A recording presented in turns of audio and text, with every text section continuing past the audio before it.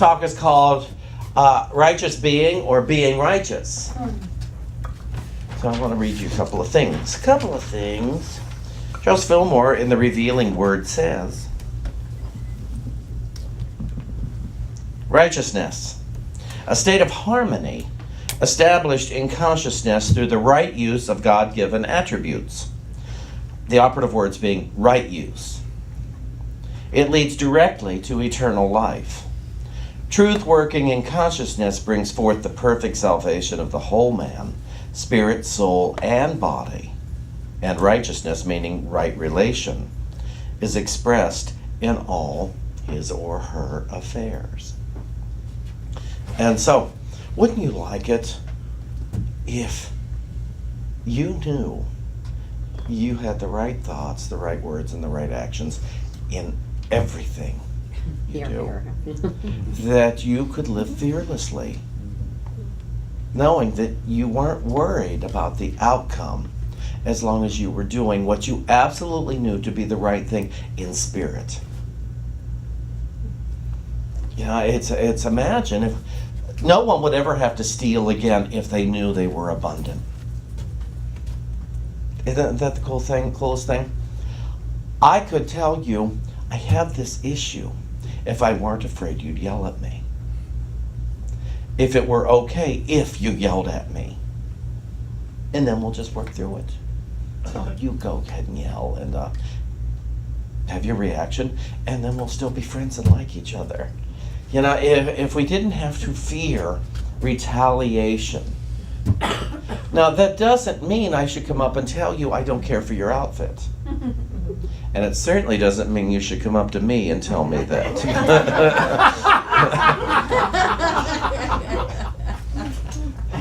Even though it's been done. And they got a surprise reaction. And if those of you who saw my show, somebody years ago came up and said, I even like what you're wearing today, Shawn. And they said, well, at least you know I'm honest. I said, no, I know you have an opinion. I don't know anything about honesty in you. That was her last Sunday at this church. Oddly enough, it was a lot of years ago. She had problems with me before then. You know, I was new here, and sometimes people have problems with the new minister because things change. And then later on in years, I was the old minister here, and some people had problems with the old, rightfully so, quite frankly. But we've shifted so much of that stuff through. Well, quite frankly, my trying to step up into becoming more of a righteous being rather than being righteous. Because being righteous, and I looked up, because it's not all intuitive with me, but I have the intuition of where to look. But I looked at this up on truthunity.org.net, and it said the difference between real spiritual righteousness and morality. Because I think that's what sometimes we think, as long as I'm moral, as long as I'm working with the letter of the law, then I'm fine. But the difference between real spiritual righteousness and morality is that the former lies deep in the character of man as a part of his divine nature, while morality has to do with the conduct of man, with what he does rather than with what he is spiritually. And I think more of us, if we would have a realization of our essence, we wouldn't have to worry so much. Oh, am I doing the right thing? We would know. We would intuitively just know, and we wouldn't have to try to manipulate ourselves or our earth in order to make it safe. Because if I'm trying to make it safe, I think I'm in danger.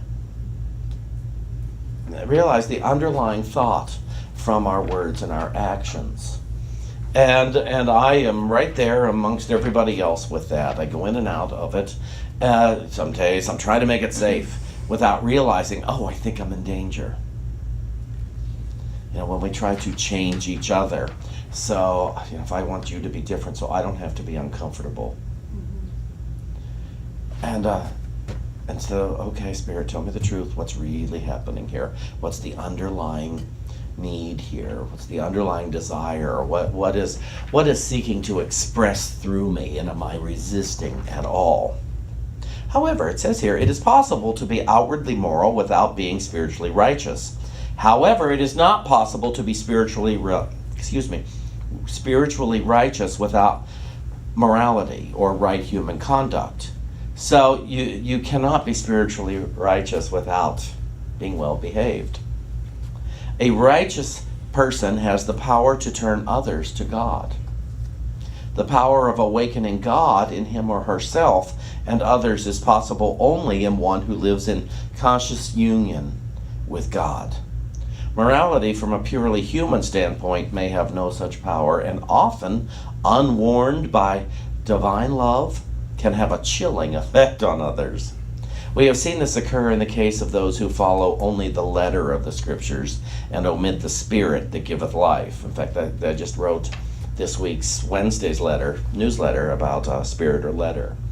Do you like the rules? Are the rules really important to you? So there's no spirit in them. There's somebody, on David's show right now, she likes the rules, the stage manager. She likes the rules, and it takes away a lot of the spirit of the production. The actors don't necessarily get what they need when the rules you have to have a break now, and you have to do this, you have to end now, and we have to do this. And it's like, well, could we shift that? Yes, they need a break, but they're in the middle of a moment. And things like that, and we actually take away, but some people would feel so safe. Here it is on paper, so this is what we have to do, and so they are safe. And the example I used in my newsletter, please read the newsletter anyway, even though I'm giving you this, is the speed limit. 55 on the highways around here is set because we needed a guideline. We absolutely needed a guideline. But if everyone who went 56 were stopped and pulled over and given a ticket, do you know the chaos that would happen on the highway?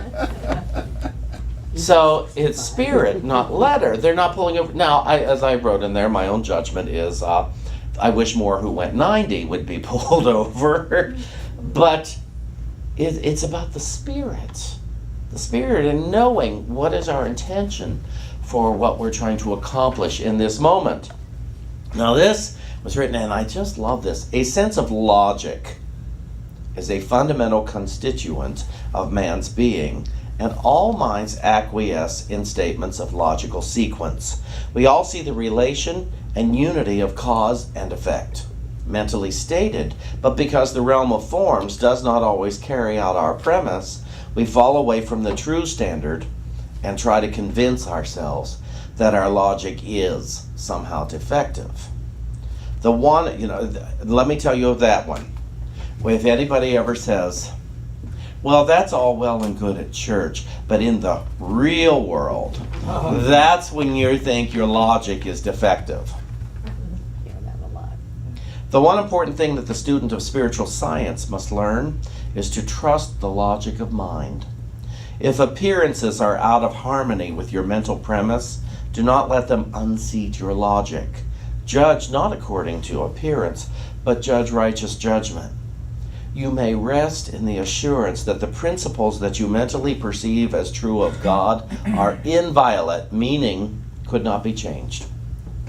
And that if there seems to be error in their outworking, this is one of my favorites, it is because of some misapplication on the part of the demonstrator. So yes, you're at fault. By holding to the principle and insisting upon its accuracy, you open the way to a fuller understanding of it. You will also be shown the cause of the errors in the demonstration. And so what if it's okay to be wrong? What if it's okay to be mistaken in anything, really? If it were okay, I misjudged that. Fine, let's try it again. Rather than, because some of us grew up, it was the worst thing ever to be wrong, to be mistaken. It was only safe if you knew the answer, and you could be shamed or hit or just shunned if you didn't have the right answer.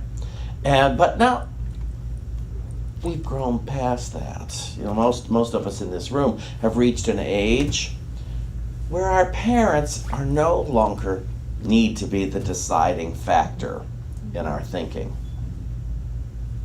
When our second grade school teacher no longer needs to have the final word in our mind. When nobody else needs to have the final word in our spiritual logic, not even our doctors. Maybe our undertakers. They might have the final word. But otherwise, if we are living, breathing beings, our spiritual truth, our spiritual understanding has the final word. I told you the story before. When I first started my healing journey, 24 years ago, I went to the doctor for the first time in years and years. I hadn't been to a doctor. And I thought, it's time to have a checkup. I don't know how many months or maybe a year I was into physical healing and stuff. I still smoked, but I didn't drink anymore. And I went to this doctor, a friend of mine recommended. She went to him. And I sat there, and he started to berate me because I still smoked and because I didn't have insurance. And I finally looked at him and I said, look, it is a tremendous act of self-love that I'm even sitting in this office. And if you're not happy with me being here, I can go somewhere else. You tell me now. And he pulled it way in. And he didn't apologize, but he realized. And so when you are just honest and you let somebody know where you are in your spiritual path, then they can either agree to walk along your spiritual path with you or tell you, I'm not the one to walk along that path, and you can go somewhere else without a resentment. And so I stayed and I got all my tests, and when I went back for the results, he looked at me and he said, you're surprisingly healthy for someone who has done what you have done, but you still have to quit smoking. And this time we had fun with it. We could laugh because, of course, he was right. I did need to quit smoking. I don't think any doctor has said, oh, a couple of cigarettes a day are good for you. But my mother's doctor told her a glass of wine at night would help her to relax.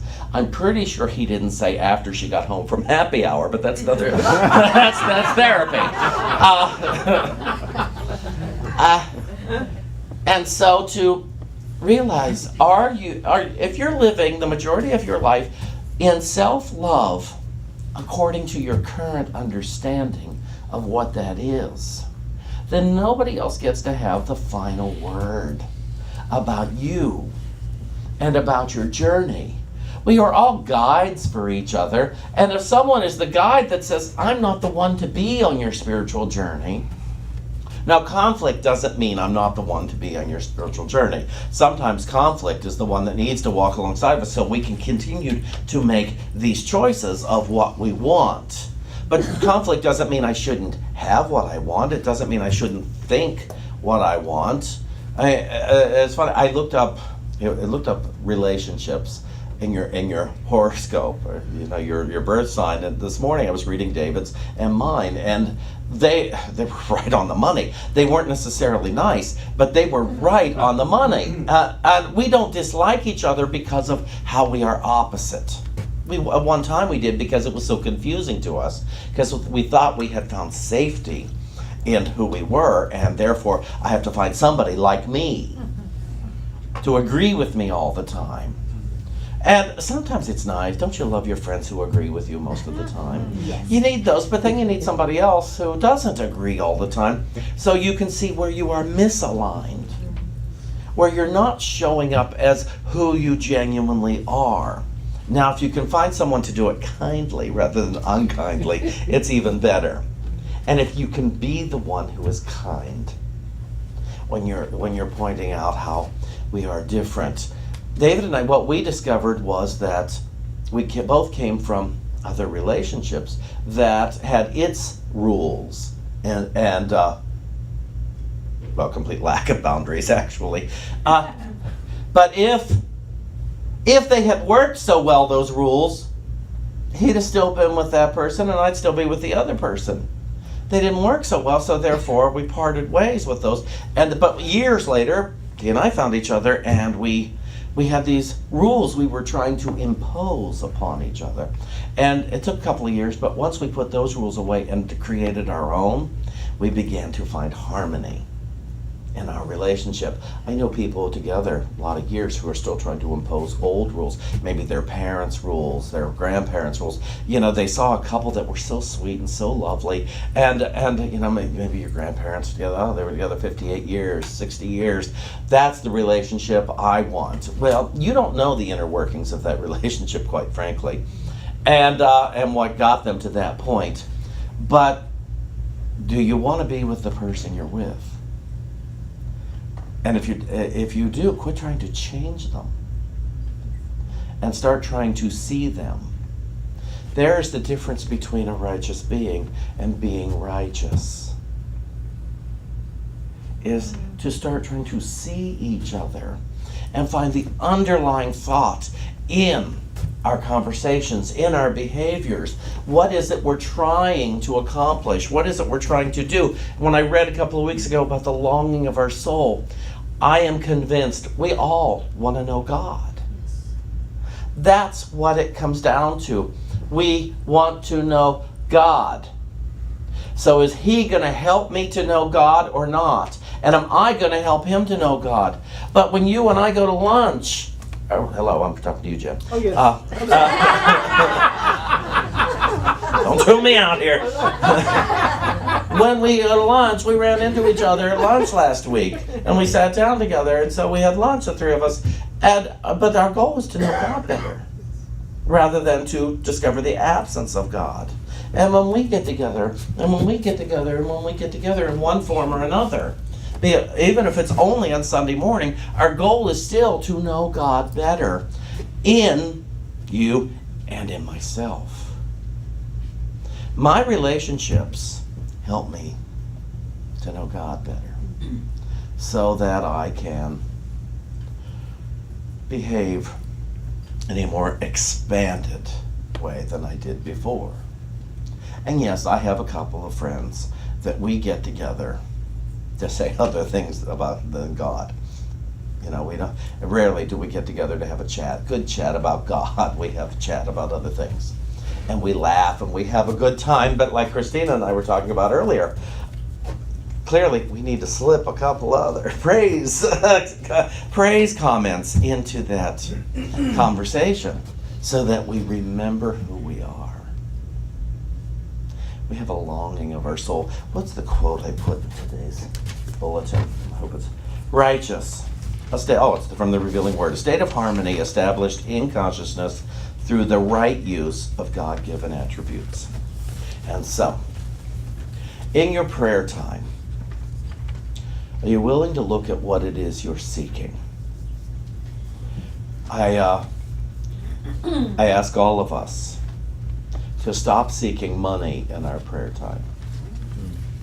Well, don't just hear it. Oh, over there somewhere. In our prayer time, I ask us to stop seeking a relationship. In our prayer time, and I will tell you what to start seeking in a second here. In our prayer time, I ask us to stop seeking the world to be different. In our prayer time, I ask us to stop seeking anything, even health. And I encourage us all to start seeking God in our prayer time. And the knowing of God, everything will be taken care of. If God is health itself, we have to have enough health. If God is abundance, we have to have enough money by knowing God. If God is love, we have to have the right and perfect relationship by knowing God. And it will start by having the right relationship with ourselves. In knowing God, we will have to have a perfect planet. And it does start with me. It doesn't start with them. You see, so seek to know God in your prayer time. Let that be valuable use of your prayer time. If you pray for 10 seconds, 30 seconds, a minute, 10 minutes, 20 minutes, whatever, use it to know God. I have had healings when I'm using that time to know God rather than trying to get a healing. Most anything we seek in prayer, what we're actually affirming is the absence of the very thing we want. We clear on that? Why would you ask for it except you have the thought, I don't have it? And that becomes the prayer, I don't have it. It is absent, it is missing. Thank you, God. And so what we get is, yes, you are blessed with the absence of a new car. You are blessed with the absence of harmony. You are blessed with debt. No, be blessed with the knowing of God. Be blessed with the knowing of good. Be blessed with the knowing of principle, with the knowing of law, with the knowing of love, with the knowing of wisdom and intelligence. That is the right use of your God-given attributes. And I promise all of us, including myself, that in knowing God, in knowing the truth, we will be free to experience an amazing life with whatever is taking place with life on life's terms. We will know exactly what to think about it. We'll know exactly what to say about it. We'll know exactly what to do about it. And we will have the ways and the means to demonstrate it. I joke on my words. I had a cracker earlier, Polly. And I promise that this is the way it has to be. And I know how hard it is to stop asking for the thing we think is missing. Because we were told, ask God. But we were told wrongly of the way to do it. You ask God by knowing God. You ask yourself, would I be willing to give myself this if I had it to give? How many of you would give yourself wealth if you had it to give? How many of you would give yourself health if you had it to give? How many of you would give yourself harmony if you had it to give? How many of you would give yourself peace in your government if you had it to give? How many people would give yourself a splendid earth without litter if you had it to give? Well, you have it to give in the knowing of God, in the knowing of divine wisdom. You have it in the knowing of divine intelligence. You have it in the knowing of love. And so, seek ye first the kingdom, and the rest will be added to you. Congratulations to us all.